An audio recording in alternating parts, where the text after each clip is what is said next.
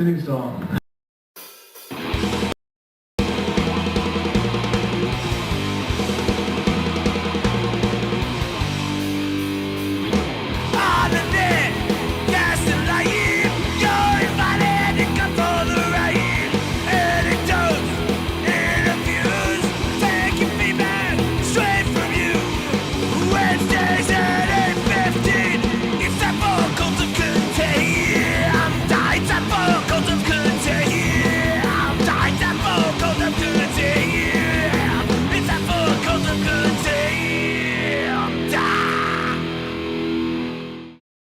Hey, we are here.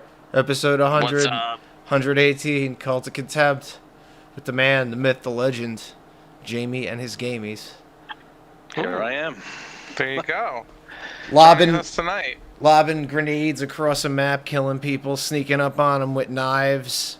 Call of Duty. He posts the That's the way to funniest do videos. Like, I feel like I play video games vicariously through you. You're like my game shaman. I'm telling you, man, that's the only way to do it. I got to keep it interesting, and for me, I love bringing a knife to a gunfight. And if I can wipe out your whole squad, I'm clipping it, and it's going up. It's the best. But you've been playing. To play, and a 10-year-old took me out. So Yeah, we can't do that anymore. I'm no good. I like lost my edge at like first person shooters. I'm awful. What got you into gaming? Like when you were a kid? Like what was the first thing? Oh wow, yeah, that's a loaded question. I remember going down to a shore house, whether it was a family friend or relative. I don't know whose shore house it was, but they had an Atari 2600 up in a box, just like over the television. Like it wasn't even hooked up, and like I begged my father to take it down and hook it up, and I just remember playing Missile Command like until I was yelled at and told to go, like was basically kicking and screaming, drug away from this thing. And everybody the next day was like, all right, we're gonna go to the beach. I remember faking sick. I was like, I don't feel so well, I think I'll just stay here, and I'll be like, just leave me here with the Atari, and I'll just go with this. And then I had to be 4 or 5 at the time. I mean, that's that was just like, fuck your family. Play Yeah, video so- games, man. well, that was the other thing too, is I'm only 4 or 5 years old, so someone's got to stay behind with me. So someone's pissed. So someone's pissed at me now that they can't. You're go a to the beach. devious 5-year-old, man. I guess. I don't know. I never liked the beach. Still don't. But Really? yeah, it's just too Well, like much. says, where sun dirt and meets sand. water. Yeah, it's all right. It's got its moments, but after a while, you're just like, all right, I get it. I'm with Do you ever you. go to like a really nice beach somewhere else? Like I've been to Thailand, and then you go to the Jersey Shore. You're like, all right. See, I feel like that'll Okay. ruin it for you. It kind of ruins it for you. It's still nice. Long Beach Island is nice, but you see that beautiful turquoise water, that's fucking soft ass sugar sand, and then you come back here and you're like, oh yeah, fucking Guidos. That's all I Yeah, need. This I is like- great. I like rocks and shards of broken glass in my sand. Yeah, I stick close to home. a lagoon that's like the color of like the Toxic Avenger. It's just like the nastiest colors of brown and green, and it just looks horrible. You see, like, the way the sun hits the ocean sometimes at the Jersey Shore. You can see that like refraction of light that you get like out of the puddle of water after a rainstorm in your driveway when your car's leaking fluids. Like that's what the water looks like sometimes. I'm just like, why would I go in there? Yeah, I remember looking in the bay and just seeing like oil water. Like that's just Yeah. what it looks like. Like somebody dumped pints of oil in there. I mean, it's a shame. I'm sure at one point that the shores were beautiful. Never in my life. They're getting back. They're coming back, but it's not like it's I mean, in the '80s, I remember they had like needle scares and stuff like that because medical waste was washing up on shore. God, you gotta love the no the no restrictions day where people would just dump whatever they want wherever they wanted. Yeah, just Nothing to keep anyone in check. Like they would just dump like car batteries in the ocean. Yeah. Fuck it. like, I live up by Lake Apacong now, and they drained the lake 2 years ago, and they pulled out a mountain of tires. Like every tire they man. pulled out, they collected and they threw into this pile next to the state park up here. And you drive by and it looks like the tire fire from The Simpsons. It's like it was literally like 3 stories high almost. That's insane. What else did they pull out of there? Probably a few bodies. They're still looking for that snake. They haven't found the lake snake. They say there's a legend of the 40-foot boa that used to be someone's pet that got loose and lives in the lake now and usually claims 1 kid a year. Do they make an offering to him? No, he just takes. he chooses. He takes 1 a year and then he's good. He's full. He goes back into hibernation, and then he comes back out. That's what the kids. That's why you'll see sometimes if you're coming around here, you'll see the bumper stickers. That's I survived Snake Apacong. That's what that's referring to is the 40-foot boa that lives in there. That's Holy great. shit! That's our Nessie. Oh, If you go out to Lake Champlain, they have Champ, which is kind of like a smaller Nessie. Yeah. But I guess every lake's got its thing. fucking cryptids. So Can you imagine if there really is a snake? There is. It would be fantastic. I would love it one day. They just find out, hey, you know what? That snake, it was here. It was really eating kids. Anaconda was based on a true story. So you got into like the Atari. Like, what was your first system with all this shit? Like, did you start collecting games like when you were a kid? Do you still have all your childhood shit or no? Yes. So, as a kid, I had 11 Nintendo games. Wow. I still have those 11 now. Nice. They still work? Yes. I'm sitting next to the shelf now, which currently has about 415 on them. So it's sure. Let's see if I can just turn you over here. And let's see. Whoa! Holy shit! Those are originally purchased from Suncoast Video. Those bookshelves, they came in handy. They've served me very well over the years. I miss Suncoast terribly. Yeah, right. But those have come with me everywhere, and over the years of garage sailing and everything, I've amassed quite the collection. I don't go out of my way to find stuff anymore. It's become way too rabid of a community.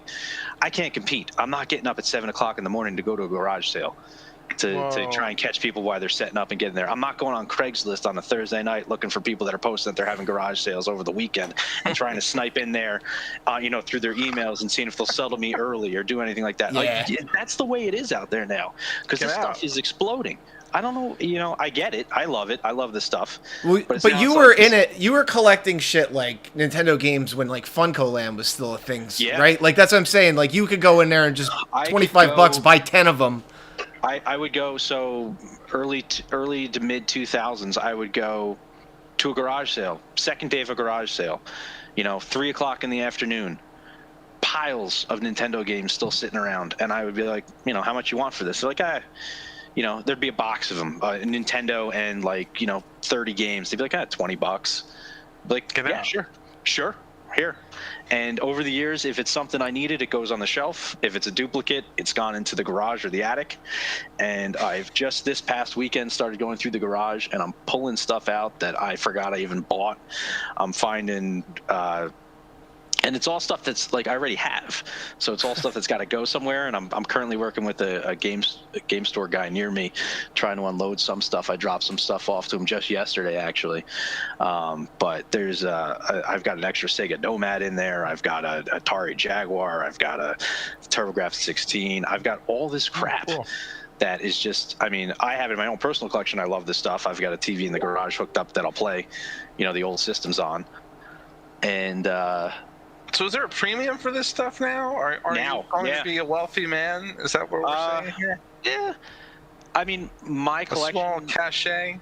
It's gotta burst soon. The market's gotten way too overblown. Now's the time to move, huh? I think so. I'm keeping the stuff that I have. Right. They just mean something to me. I like having them. I get I get shit for having them. They take up a lot of space, but they make me feel good just having them around. They're like, I always get you never even play them. What are you doing with them? I go, well, first of all, yeah, I fucking play them. But I do it when you're not around because, I don't want you bothering me. But there's, just so much in the stuff. I mean, I've watched I mean, there's games that I have that I bought at Funko Land, you know, that still have the sticker on them, but that were, you know, $6.99. I bought the game. It's a $185 game today. Get Like, if you want to go on out. eBay and get that game, it's going to cost you $185. I remember Why is it so much? seeing stuff like that when I was a kid, like, oh, I should have picked that up when, you Yeah. know, at the time, like, I never would have fucking played it, and I'm not the guy that would have held on Yeah. to it and sold it, but, like, shit, I remember seeing those games that are now, like, $500 games in Sure. Funko Land for, like, 10, 20 bucks. It's YouTube. It's picked up, and there's just such a YouTube and Twitch community with all the retro gaming stuff, and everybody's trying to copycat, and everybody's putting out their own thing, and it's just causing it to pile on it and pile on it and pile on it. Everybody's doing these like garage sale videos where they go around trying to pick things up and be like, oh wow, look what I found, look what I did, and they're, you know, a lot of it's staged, some of it's legit, but there's a lot of production in the higher end ones that you can tell, like like that was placed there and somebody just picked it up. You know, like you brought that there yourself. Who you fooling? There's no way you just walked really in. Nostalgia for a certain generation, or is For this me, like yeah. younger guys I doing these videos? No, there's a lot of younger guys getting into it. It's yeah, like it's a lot of kind of. yeah, a lot of people are, you know, that are in on the Switch and stuff. They want to get to you know, the Nintendo Even Gen Origins. Z? They want to, yeah, sure. They want to know what's going on, you know, where everything came from. I mean, there's a whole community of like people that are just really into retro gaming, and I'm into it. I'm not like super into it. Like I'm not, you know, I'm not getting tattooed with it and stuff. I'm not going like, you know, out of my way. I'll buy a T-shirt, right? But like, Yeah. you know, I'm not getting all inked up and, you know, but dedicating my whole, you know, being to it. I mean, these are people's like personas. Like they become these characters online that they, you know, that's their whole thing. You got like, you know, 8-bit this guy and Retromania this guy, and it just that's who they are, and they're working their brand, and I get it. And to make their brand more of, you know, what they are, you got to have the higher end stuff. You got to be better than the last guy. You know what's So- funny is that they're all running out of content. Like, if you watch one guy make some video about something, Yeah. every other guy either follows suit or already did it like years ago, and it's not like I'm learning anything new. Like, I feel like I learned everything there is to know by now about old NES games, except new ones that come out, which there is, like NES Maker and stuff like that. People are Yeah. putting out like new carts.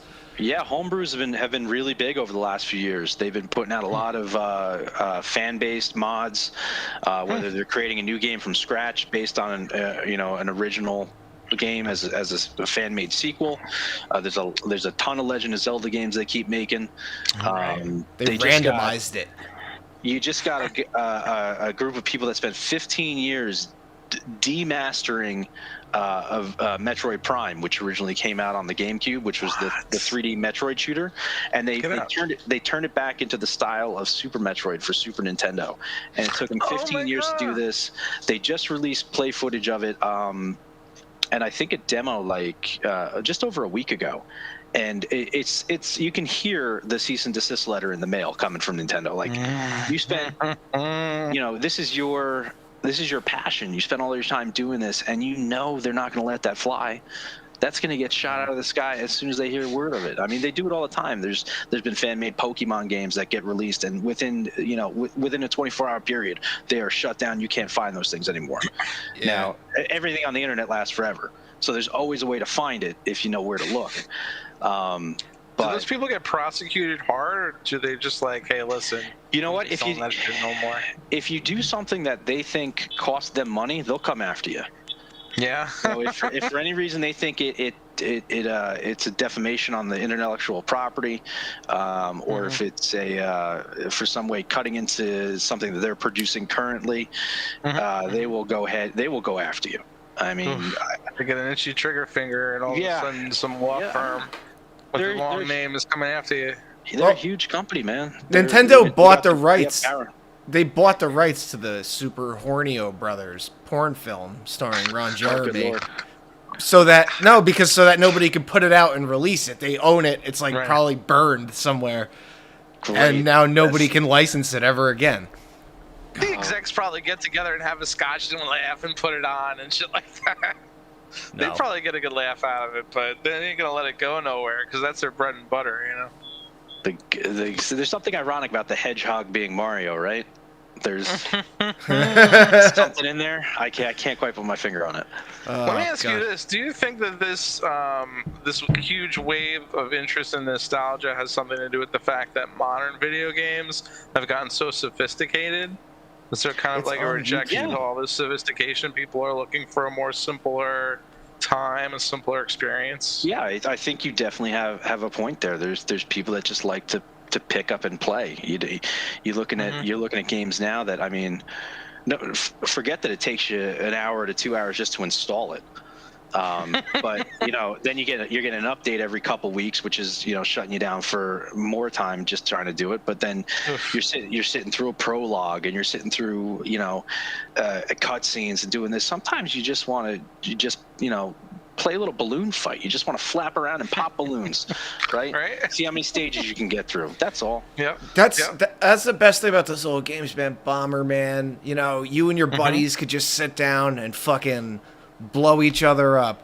All that couch co-op stuff now, I feel like, is out the window. Like, a lot of games really don't do that as much. Do you know what the file size is on an original Nintendo game? 64 kilobytes. Yeah, right around there. Some of them are like even less. Yeah, kilobytes. Yeah, and hours of entertainment. Mm-hmm. Yeah, that's right.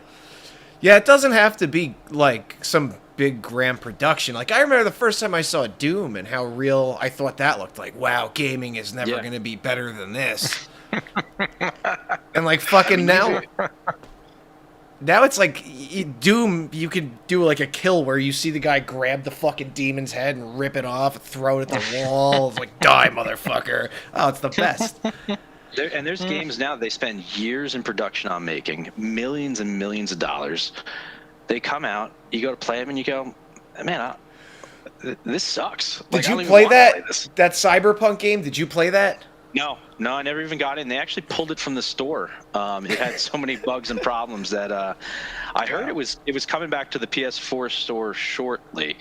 But they had to yank it from the system. And the versions they released on the last gen, the original Xbox One and the PS4 versions were not developed well at all. They were clearly meant to be developed for the newer systems, and they released them on the older one too because it came out right during that crossover where the new systems were coming out.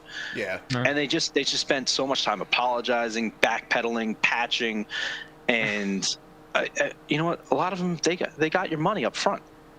They don't care, and then you were able to get some refunds through the Sony store if you bought through PlayStation. They were giving you a chance to get all your money back.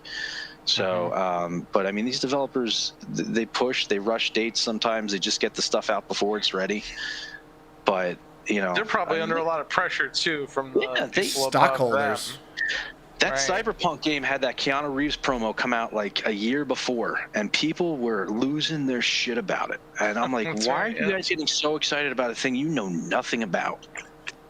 Yeah, it looked cool. I mean, but it looked like a cutscene, like it didn't. Right. It was, it was what it was meant to be. Like, it's kind of like a futuristic Grand Theft Auto type of game, right? Yep. Where you kind of open world, a lot of unique characters you can run into and stuff. But man, back to the other thing. Sometimes you just want to fly around and just pop some fucking balloons. Like, right. That's all I want. I got a few minutes. Let me do this for a little while. And that being said, probably my biggest pleasure out of the current games are the ones that are the most repetitive and stupid ones anyway. Like, I'm not getting into the big story ones. Like, I'll go into Call of Duty and play the zombies mode, which is just how many waves of these zombies coming after you can you survive? And next thing I know, I'm playing one game and we're 5 hours into the same game. We're 40, 50 rounds in, and you're just running around. You kill like 5 or 6 zombies. You run to a new point where you're safe. Kill 5 or 6 more, and a round's taking you like 20 minutes. And you're like, Jesus Christ, what have I become? I'll tell you, I do find the modern day equivalent of like Balloon Fight or something. It's very calming. to do Yeah. the hunting in Red Dead Redemption 2. Like I like to just Oh, go very nice. around and just hunt, and just chill out, maybe go fishing a little bit. Don't do any of the story shit. I still haven't beaten that game. I've had that game for fucking years now. I just saunter along. I don't know, man. I love that, but it's I also love like the simplicity of like I don't know, something like Mario or Tetris. Tetris I Yeah, could yeah. fucking play endlessly. Like me and my friend used to sit there like two zombies fitting pegs into holes. It was great. Tetris goes a long way, man. That game's been out on so many systems and so many different versions of it, and it doesn't need to change, and it's always fun. Yeah. Did you have a Game Boy when you were a kid? No, No? no, it was well outside of my price range of probably anything that my parents would ever buy me. The neighbors had one, and I remember going over there and playing it, and you know, just wanting to be like, oh, can we go over there? And they're like, well, why? Like it was like my father's friend's house, and he had a Game Boy, and I was like, yeah. They were like, here, go sit in the corner and play this. I was like, yes, perfect. It worked. Yeah, I remember getting one when I was a kid. That was the only video game I had. That was kind of my intro to video games in general. And my happiest moment was getting a Game Boy, and then my saddest moment was realizing it's not like Nintendo. It doesn't come with Mario. It comes with Tetris. Right. And I'm like 5 years old. I'm like, what the fuck is this game even do? Like, I don't even understand this. Puke green screen with the LCD like pixels on it. 4 AA batteries. Oh god, that thing would burn through batteries too. Yeah, you got about 6 hours out of it on a You good never day. stood a chance in that. You couldn't play in anything in any spot too dark, and you couldn't play in any spot too bright. You had to be just right, and you had to have plenty of batteries, and you know, pray to God your batteries were full, because you know within 2 to 3 hours that thing was dying, and most of those games you couldn't save on anyway. Yeah. Right. You were, you know, if you got that AC adapter for it, you were good, but now you're like tethered to the wall, so you might as well be on a console anyway, playing on the TV. But yeah, man, the Game Boy was huge, man. That thing did amazing, like worldwide sales for Nintendo. Like that was like everywhere. That's genius engineering, man. Like they took like an old kind of shitty processor that everyone knew how to program for, and made like this cheap little handheld system, essentially, like a little Nintendo. Like, I remember too, everyone always shitting on it, but it like outsold the fucking Game Gear. Yeah, the Game Gear screen lit up and it looked a lot better, but like, it didn't matter. Like, I don't know. The Game Gear sucked too. Yeah. I was such a Nintendo fanboy growing up until the Sega Dreamcast came out. Like I remember like during the console wars, like I was actively against Genesis. Like I was like, yo, you have a Genesis? Get out of here. Like yeah, I can't be friends with you. Genesis does what Nintendo don't. I mean, what a great marketing they did with that. I mean, that guy was, I mean, they brought him in from, I forget where they said they brought him in from, but he was just like, we're going to market this to the younger kid's older brother. You know, you want this to be the cool thing where the little kids are going to go, my brother plays, you know, Madden football on this, and my brother's cool. So I want to play Sega Genesis. And they got in, man. They got in that market. That was not an easy market to get into. Yeah. You know, Nintendo had it. They had like the monopoly, and Sega started cracking the system. You know, I mean, they're not making the consoles anymore. They're still kind of developing games. Nothing major coming out of them though, in probably decades now. It doesn't seem like they're doing anything too severe. You know what? For what you talking about, Sega? Yeah. Yeah, and I think the last great thing Sega did was Sonic Mania. A few years ago, like they put out that Sonic game that was pretty good. Yeah, I think a lot of like the hackers they hired to actually make that. The guys that make the ROM hacks. I'm pretty sure the Sonic team is like that's the hacker team that made the ROM hack games. The pinnacle of Sega gaming is Sega bass fishing. That is one of the greatest. Do you have that controller and you do that shit? Yes. Of course. If I break out the Dreamcast, the fishing rod controller's coming out with it, and I'm immediately going to Sega Bass Fishing. They released it as an arcade release on the Xbox 360. They made it backwards compatible on the Xbox One.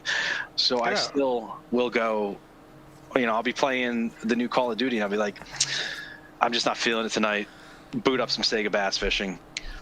And we're crazy taxi. I used to get kicked out of the arcade in Willowbrook for my crazy taxi play because I put $1 in my game. My game would last 2.5 hours, and the guy would be like, "No, you gotta go," and he'd take us off, and you'd see him get in there and start messing with the dip switches, and he'd jack the difficulty all the way up and shorten the time all the way down, and we'd get back on there, and I'd be like, "My game's still gonna last an hour and 45 minutes. It won't be 2.5 hours, but it's still gonna take a while." And like, you'll get my $2 for a full day's worth of play out of your game. He's like, this is really not what we have. This, at the time, probably $20,000 brand new arcade game that they brought in there. And meanwhile, they're getting like $3 a day out of the machine because my ass is sitting there. I learned how to do you had to like just get the timing right between the foot pedal and the shifter, and you could do a speed burst. And so you just did constant speed bursts the entire time, and you could beat the clock out on everything. And once you learned where everybody was going, you just kept doing the loop. And you pick up, you would get to the end, and you'd have like, you couldn't find anybody to pick up anymore. You clear the map, and just people would start coming around, and then. They would know when like me or my friends came in there that we were coming to play Crazy Taxi, and you see like huddles start coming around, and everybody's starting watching, and then the DDR machines came in and took all our fans away, and they all went to watch the kids that could dance. I couldn't do that shit. No, that was cardio, man. You remember that that place though? Fun and Games. That was a great place. Yeah, games. That place was, up until probably mid 2000s. I was in there constantly. And if I had any opportunity to go there, we were going there. You had the arcade. We'd go waste time at the Borders, Books and Music that was there. Yep. And just loiter, and then go to the arcade, and then loiter around the mall and back to the arcade. And when I was a freshman, we used to take the bus from high school up there. Yeah. And then when we got cars, we would drive up there. But yeah, that place was open till like 10 or 11. 2 a.m. Oh, it was open till 2? Fridays and Saturdays, they were open till 2 a.m. Holy shit. We would I shut that place down many nights. It was gross, man. And it was during the heyday.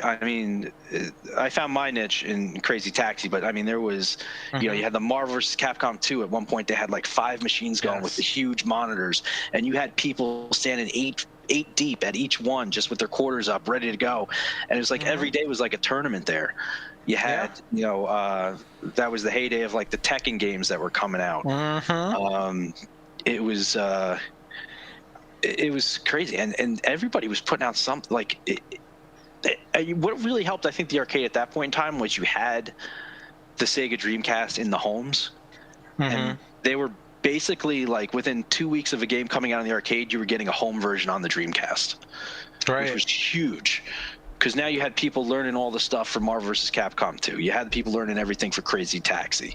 You had people learning, you had the Tekkens coming out on PlayStation. You had everybody's picking up all the moves off of Tekken, and they're just going in there and showcasing. You had guys where you would go up, if you didn't know what you're doing, you would never touch the ground in a Tekken match. They would beat the shit out of you just from juggle pillar to post. It was pure dominance, and you would just stand there in awe. I'd be like, yeah, good game, bro. I got nothing. Right, that's right. You just fucking beat the piss out of me. Yeah, I miss that like camaraderie of like everybody coming like huddling around. Now with COVID, I wouldn't want that, but back in the day, it was like I miss that, man. I watched that movie Arcade with Joe Don Baker, and like that like brought me back to like the 90s and just fucking a dirty ass arcade floor and shitty, it was great. Guy in a trench coat selling drugs. Yeah, we had nicknames for everybody, but I never knew anyone's names. But we always knew. We had the one guy that would play DDR, and he would show up. We called him Jugs because he showed up with 2 gallons of water before he would go play DDR, and he would take his shirt off. He'd wrap it in his belt. He'd get on the DVR, just going off like bananas. Damn. Wouldn't miss a step, playing on the hardest difficulty, and then he would just start chugging his water. I wonder what Jugs is up to these days. Where's like the place now that that's like a good what do you go to that place in Clifton now to get games, or you got a place by you? No, I don't actively go out looking for games anymore. I'll keep an eye on Facebook Marketplace. I'll stop by garage sales if I'm driving by, but I can't hunt them down. And retail's gotten way too out of control. Yeah. I used to have a rule when I was garage selling: no more than $5 a game. That was be the most I would ever pay somebody for something. Because I'd love to have it for $5.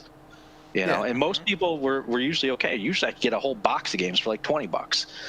That's just what it was. But then people started finding out what it was. You got these people that are running flea markets, or they're running their own Facebook Marketplace store or eBay, and they just learned that these prices were going up, and they started really aggressively going after this stuff, which now they're hoarding it. So now they have all the shit, so the price is going up even more because the people that are looking for it don't have it. And you got way too many people that are out there trying to start their own shop. I'm all for it. I'm good for you if you want to go into business and you want to start a retro gaming store. But God damn it, like there's way too many of you, and you guys are sitting on all the supply, and it's driving the market way up, which is going to be great for you when you try and sell. But it sucks for the people trying to buy, man. I would not recommend getting into retro gaming collecting now. No, I would get Here's the thing. You What? can't hold it too long either, because the bubble's going to burst sooner or later. Right. That's all. If you're collecting for the value of it, it's definitely not a good time, because I don't think these prices are going to last long. I think it's all going to go downhill soon. I agree. But on the flip side, there's never been a better time to get into gaming, retro gaming, if you're into emulation. Yeah. If you know where to go and you know where to get the stuff. I mean, I picked up this Legends Gamer Pro arcade stick a few weeks back, and it runs CoinOps X. And I mean, currently I got 7,000 games on that fucker. Holy shit. Every arcade game you can think of, every Nintendo, every Game Boy, every Sega Genesis, every console system up to like the PS2 generation. It's all on there. And you go in and you play it, it boots it right up. It's an amazing, that the actual system itself is like this little disc that hooks into the TV, and then you got a giant arcade stick that's Bluetooth that comes off of it. You can use a Bluetooth controller on it if you have an extra PS4 or Xbox One controller lying around. It hooks up right to it, and I mean you got everything. I mean you got your WrestleFest, you got your Ninja Turtles arcade game. You got if you could think of it, man, it's on there. Yeah. And it drives me nuts, because now I'm on there, and again, it's my attention span, which is pure shit. I'm sitting there in front of 7,000 games. I'm playing, WrestleFest. I get like 2 matches deep, and I'm like, all right, what else is on here? Whereas when I was a kid, I remember when I got a Nintendo, I was probably 7. I got it for Christmas, and my aunt got me Defender 2. And for the longest time, the only 2 games I had were the Super Mario Brothers Duck Hunt that came with it and Defender 2. To this day, I've probably spent more time playing Defender 2 than any other game in my life. And that game goes nowhere. It's the same stage over and over and over again. You fly around in a circle back and forth, shoot the aliens that come down trying to pick up the humans, and have them drop the humans back down. And it just gets harder and faster, and that's how games were. You didn't have a lot of programming juice to work with. Your best, the only way you could do to make it get better, you just made it get harder and faster. Faster. Just up those fucking numbers. Yep. Do you do any of that stuff with the SD card where you could get like the, you play it on the real hardware, you could pop an SD card in a thing? You ever see that? And play it like on a Sega or a Nintendo? Oh, the EverDrives. EverDrive, yes. Yeah, so those are really cool. I like it. So I swear by the Retron 5, or Retro N5. Some people call it one, some people call it the other. But it's basically a console which does emulation, and you could pop the original cartridges in, and then it reads the board and goes into an emulation. From there, you can do scan lines, you can do save states, so you can save any game, pick up any game where you left off. And the thing I like about it is it has the controller ports on it for all the original controllers, so you can use your Sega Genesis, your Super Nintendo, your original Nintendo controllers right on the system, so you got that feel for it. The nice thing about the EverDrive is the same thing. You're getting the hardware pumping it out, so you're playing off the system. It's basically running a tiny emulator through the EverDrive cartridge, but you wouldn't know the difference. I mean, you're playing it through the system, Right. You're playing with the controllers in your hand, and it's got a great feel, and they're not very expensive. I mean, if you know where to find all the ROMs for all the games, you can get an EverDrive for like $50-$60 for any one of those systems. So, I mean, if you got an old Genesis or Super Nintendo lying around, hey, look into an EverDrive, pick that sucker up as quick as you can, pop an SD card in it, and you got the whole library there at your fingertips. I mean, Dude, it's I'm fantastic. getting it. Buy the controller, the original controller too. Yeah. Yeah. It plays in this. Any controller you want is like available for it. Well, it's the system. You play on the Right. system. So the EverDrive is a cartridge. So it's like a Sega Genesis cartridge with an SD card slot in it. Oh, Yeah, I see. I'm gonna get the You load up the N64 SD. one because The N64 one's good. they made some guy made a hack of Virtual Pro Wrestling 2, where he put all the WWF guys, all the WCW guys, all in Nice. one game, in one Damn. giant. Yeah. Oh, Brock Lesnar's in it, and everybody, like a whole bunch of Virtual people. Pro 2, man, that was the shit. Yeah, that's the best wrestling game of all It time. really is. That is. No one's ever topped that. That AKI software team really outdid themselves with that one. I can't mean, believe nobody's ever ripped that off. Like, any of the other future companies didn't look at that and go, that's the fucking benchmark right there of what we need to achieve. With more guys in the ring. You there? Hello. Oh, there you are. Yeah, I lost you there for a second. So you know what they did actually is they where'd Paul go now? I'm here. Oh, here we go. So they took that engine and they made the Def Jam Vendetta games with it. Yeah. They're awesome. Yes. And they made the Ultimate Muscle games with that engine. Yeah. Which were on PlayStation 2 and GameCube, and they're fantastic. I mean, they're really over-the-top anime-style games, usually using like the characters, the old muscle figures. Yeah. They had a cartoon for a little while, and they developed it into the game using that engine, and it plays just like those games up until you do the finishers, because the finishers are completely over the top. Like it goes into like a full-blown cutscene of you like throwing a guy at 300 feet in the air and then jumping up after him and coming down with a flaming spinning pile driver. Like it goes out of control. We had a Virtual Pro, man. Oh, you're taking me back with that. That would be, I was working waiting tables at Applebee's for like a decade, which is probably about 9 years and 6 months longer than anybody should ever work at Applebee's. But we would get off of shifts and just go crazy with the Virtual Pro and just get like everybody together. You had the 4 controllers and everybody was in that. We had a no Alexander Karelin rule because he would just knock people unconscious. Like there was this whole game. Like for some reason they thought, let's put the most dangerous, angriest Russian Olympic wrestler in this pro wrestling game, and we'll make him an absolute beast. Like everything he did was rolling suplexes and knock you unconscious moves. Dude, his move where he just lifts you and then fucking drops you on your like head. Oh, it's the worst. He folds you like an accordion. He grabs you around the middle of your waist, and it looks like what a botched wrestling move would be. Like the guy that takes it literally folds in half, and you're like, oh, that doesn't look good at all. And 9 times out of 10, that would be the end of the match. It would just knock your guy out. Like your guy would just start twitching on the ground. Fuck. Oh, I used to take a beating from Big Van Vader. Like I could, Vader was a me tough and my motherfucker too. Me and my friend would always do a 3-way match against Vader. We would pick whoever, and fucking he would just destroy us mercilessly. You know what is a great video game version of Vader? It's an import for Dreamcast. Did you ever play Giant Graham 2000? No, I wanted to check that out. I've never played it's that. a very arcadey style wrestling game. And I mean, you've got Karelin, not Karelin. You got Vader, Bruiser Brody's in it, Stan Hansen's in it. Hansen, nice. I mean, and they all hit hard as hell.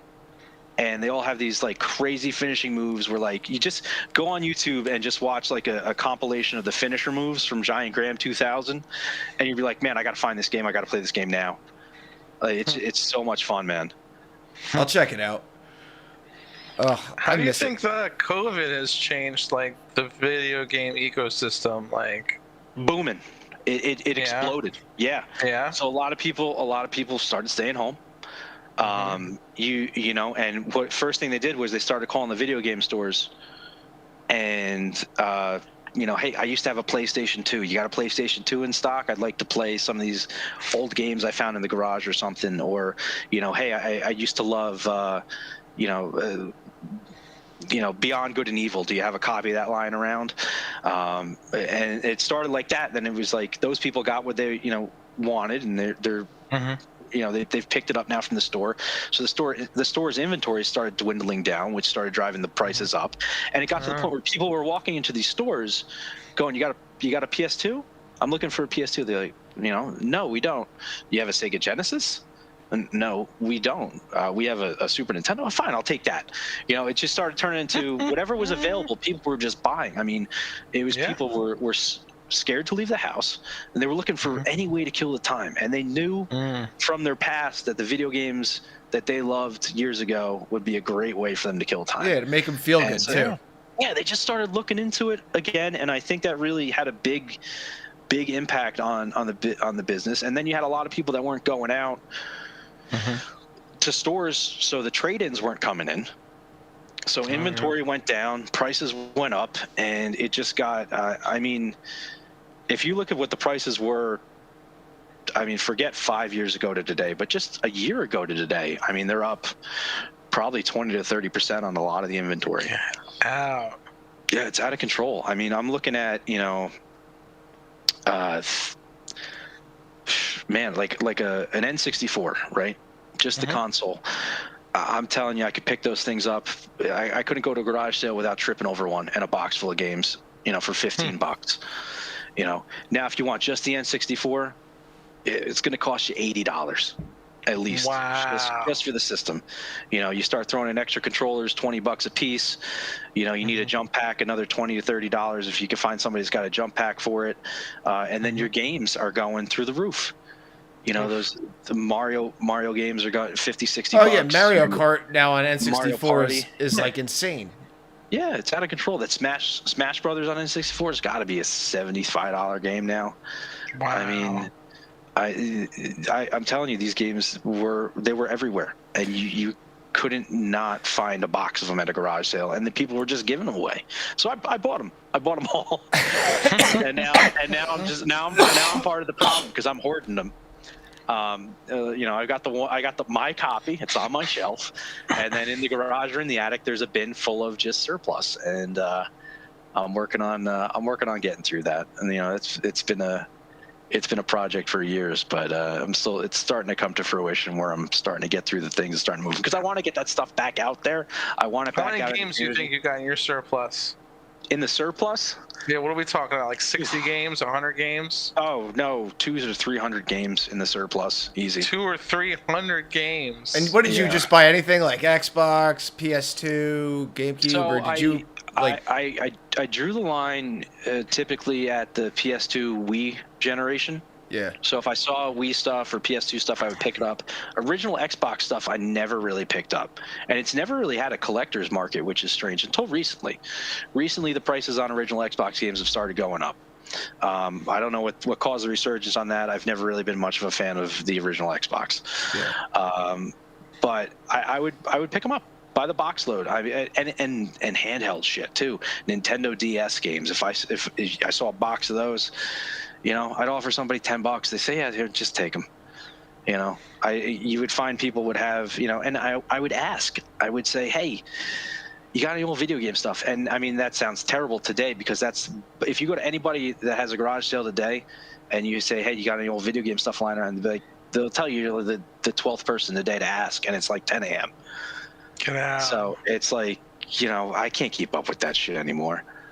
But I used to go around, I used to ask, and I mean, I've had some of my biggest scores have come because I've asked. And a guy will go in the garage. I remember him pulling out a dusty, dirty old box of just miscellaneous games. And he was like, it's pouring rain outside. I'm standing there. I don't know why he's having a garage sale in the pouring rain. But he is, for whatever reason. And I was driving by and I saw him out there. He had like the canopy up. And I'm like, all right, let me see what this guy's got. I don't see anything out, so I ask. And he comes out with the box. And he goes, it's all dirty. He's like, I think there was like a rat that died in here or something. He goes, you want the whole box? He's like, $5. I take it home. I start going through it. I immediately, there's a Conker's Bad Fur Day in there for N64, which even at the time I knew was like a $60, $70 game. I found a couple Virtual Boy games in there, which I have never even seen a Virtual Boy game like on purpose in the wild like at a garage sale. Like no one ever puts those out. Like you have to go out of your way to find those. But there was like a Mario Clash and I believe a 3D Tetris was in there and a Virtual Boy Tennis. Did you ever play a Virtual Boy? Yes, loved it. So I got mine on clearance from KB Toys for $20 Nice. when they were clearing off the shelves. And every game was like $1 or $2. Like, so I bought every game I could at EB Games and KB Toys, and I remember I took it with me everywhere. Like, we had a school trip my senior year. We went down or junior. We went to Florida. I packed that thing. I took that thing on the plane with me, and we were in the hotel. Nice. And I'm playing. I would never play with it standing up like it was meant to be on feet and like on a table. I would lay down and put the fucking thing on my face, and the tongs would sit on your chest, and you would just lay down looking up, playing into it. And like every 15 minutes, it was like, hey, you might want to step away from this before you have like an aneurysm. It would pop like a seizure warning on the screen and tell you to take a break. And I'm like, no, keep going, got to keep playing. But and I remember you would take it off. Like if you had played a decent session of any one of those games, when you took it off, you saw that shit for like hours. Like it like burned into your retinas. So you were seeing like things just like popping up all out of your peripheral vision. I still have the Virtual Boy today. I think I'm on my like third one. Holy shit! They have problems, so I have to keep replacing them. The contacts for the lenses were really poorly glued, so the glue becomes brittle and the contacts start to break over time. We had one that we fixed by putting it in the oven. Somebody recommended it. Like we found like a YouTube video on it, and they were like, take this piece out, put it on a piece of foil, stick it in the oven for like 20 minutes at 300 degrees, and it like heated the glue back up so everything sat back in. Yeah, and it worked great again until the day it didn't. Yeah. But what else did you find in that box? Oh God, there were some other miscellaneous N64 games in there that I can't quite recall. There were some Game Boy games. Did you find the dead rat? No, but I did at a garage sale that I bought a Sega Master System. It was complete in the box with a bunch of games. I bought for like $40. It was at an estate sale, and I was there, and for some reason I saw this like like those old timey milk jugs. I saw one that had like the bicentennial flags on it.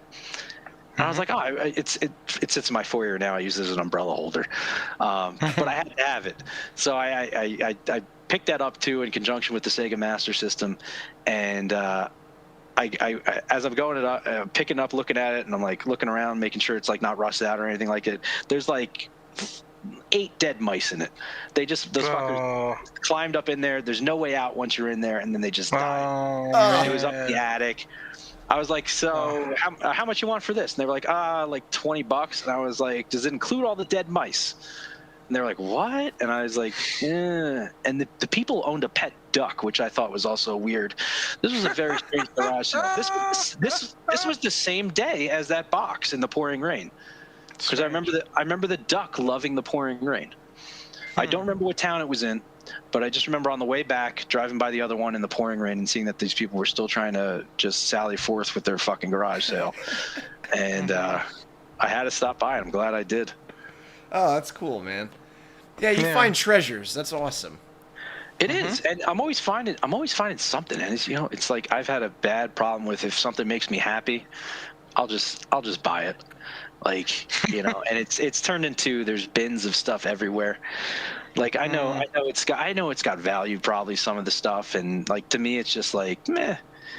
Like I like having it, Yeah. Is it worth maybe a couple $100 if I wanted to sell it? Yeah, probably, but man, I just kind of like having it. What do I need to? I'm not.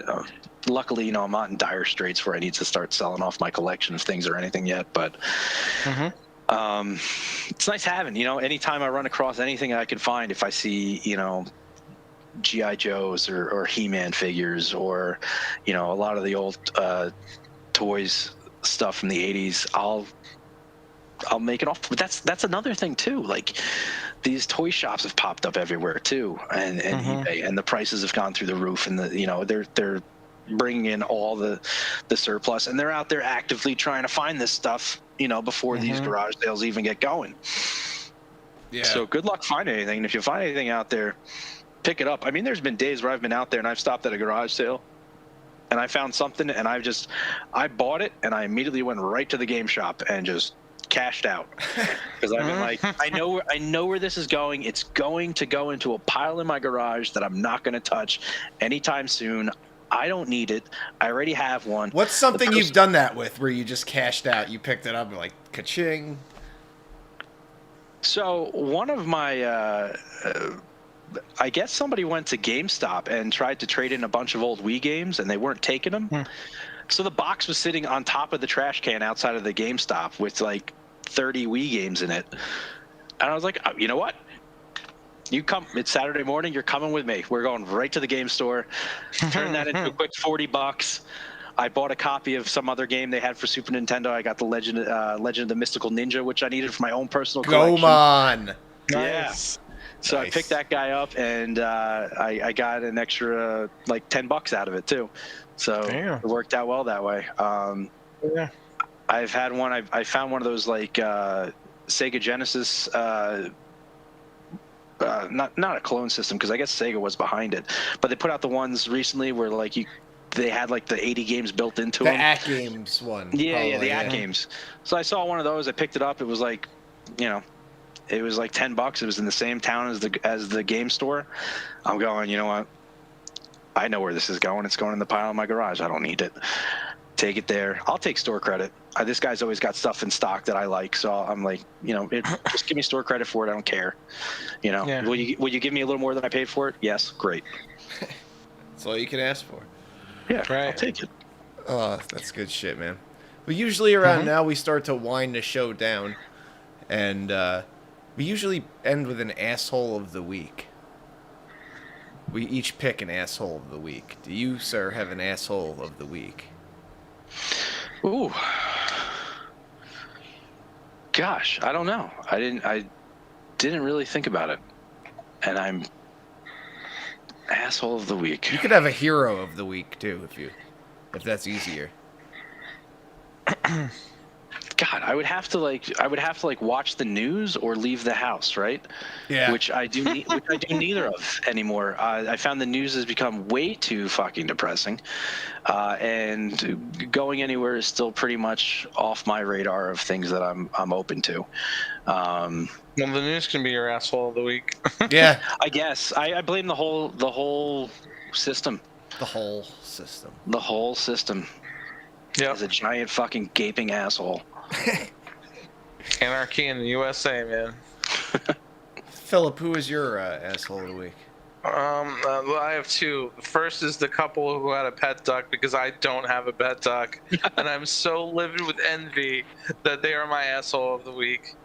And my second asshole of the week are doctors who won't tell you shit over the phone, so you have to go in for the fucking appointment so they can get paid, so they can tell you the big reveal, which I think you pretty much told me anyway, but I gotta go in. I had a procedure a couple of weeks ago, and thankfully my bladder is without cancer, so that's good. But he did scrape some cells off or something that he tested, so now I gotta. So I called up and they said, "Oh, we put something in your MyChart." I couldn't sign into the fucking thing. I finally figured out how to sign in, and there was nothing in there. So I call them and they're like, "Oh, we'll tell you when you show up." Fuck you. Just tell me over the phone. Save me the $150, fuckers. Endless suspense. Right? Yeah, who needs Right. that stress? Especially now, you're not supposed to go out with COVID. Like, and you don't have cancer. There's the big reveal. Da, Jeez. da, da, da, ba, ba, ba, ba. I don't know. Well, that's good you don't have cancer. Yeah, that's true. I'm glad to hear that. Me too. My asshole of the week is oh, somebody just pissed me off. Oh yeah, Facebook, because they won't let me live stream right now because I You're reported blocked. I reported a child sex ring that I found on Facebook today, and then wrote a post I about. thought it was one guy. It was a whole ring. Yeah, he was posting like a website where it's like 10-year-olds available. I was like, what the Get fuck, out. dude? Was he really? Yeah, I fucking I fucking reported that shit like right away, and like then I kind of went on a verbal tear about how I want to string them up and beat the life out of them. And Facebook has a zero tolerance policy on violence, so I'm not allowed But to. a not so zero policy on Yeah, that shit. child sex trafficking rings. Yeah, no, that shit has to be reported, but they automatically picked up on me wanting to murder the guy. Jesus Christ. Yeah, so we're on YouTube today. That's interesting. Hooray! YouTube. Yeah, and I think on that note, I gotta plug something. Bad Hormones are playing Saturday in the Smithville, the little village, for the art yeah. walk. So come see us. Jamie, do you still play the bass? It's a little That is bit. no. It bothers me that I don't. I mean, they're here. They're right there on the wall. Nice. The amps on the ground, I pull them down every now and then. I'll mess around. I find myself still playing some Bad Hormone songs every now and then. Nice. I'll pop that CD in and play along. I just like to play along with stuff I used to know. But it's always going to be a part of me, and I miss it like hell. Live performing was like, oh man, such a high. Yeah, it was good shit. But it's just I don't know, it's just so much more going on. I feel like I'm probably gonna be one of those guys that when 10 15 years down the road goes on, I'm gonna be like I'll find like one of those midday like shore performing bands that's just like out there playing like old the 60s and 70s rock songs, and I'll be happy as hell just doing that. Yeah. That sounds good. Fuck yeah, man. Good. I'm glad you still think about playing once in a while. At least, you got to do that shit eventually. Man. I wasn't great, man, but it was great for me. You were good. Fucking it's big. You set up big shoes to fill, man. I was okay. At best. I mean, every time I've walked into a situation where I've left a band or a group and I've gone back and seen who they've put in, I'm like, man, no, that dude can play. Well, come see us play on Saturday, Smithville Art Walk. It'll be a gay old time, and I'm not allowed to curse at it, so that's going to be real interesting. And on that note, we're out of here. I will leave you with our theme song. Nice. But first, a little bit more Bad Hormones. Peace out, guys.